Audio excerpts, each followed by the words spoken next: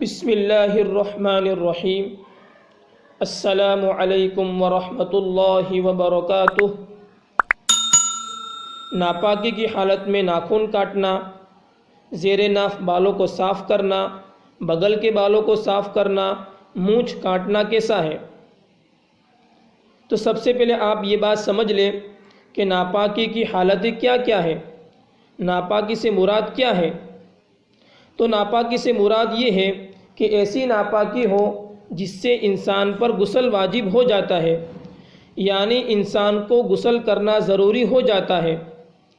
مثال کے طور پر حالت جنابت میں ہو، یا میاں بیوی نے صحبت کی ہے لیکن ابھی غسل نہیں کیا ہے، یا عورت حیض کی حالت میں ہے اور ابھی غسل نہیں کیا ہے، تو یہ ناپاکی کی حالت سمجھی جائے گی۔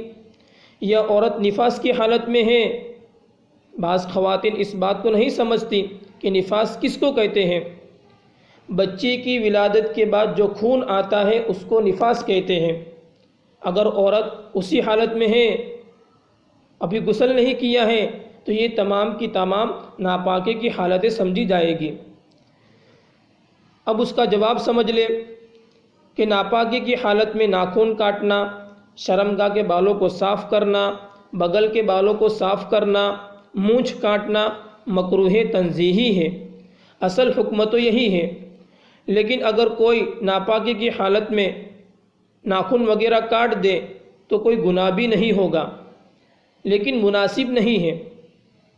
بہتر یہ ہے کہ ناپاکی دور کرنے کے بعد، یعنی غسل کرنے کے بعد کاٹے۔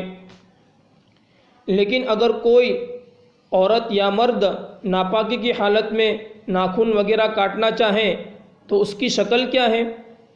تو اس کی آسان شکل یہ ہے کہ ناخنوں پر پانی بہا دیوے یا شرمگاہ کے بالوں پر پانی بہا دیوے تاکہ ناپاکی دور ہو جاوے، جسم سے ناپاکی دور ہو جاوے، تو اس صورت میں مکروہ بھی نہیں ہوگا۔ وما توفیقی الا باللہ۔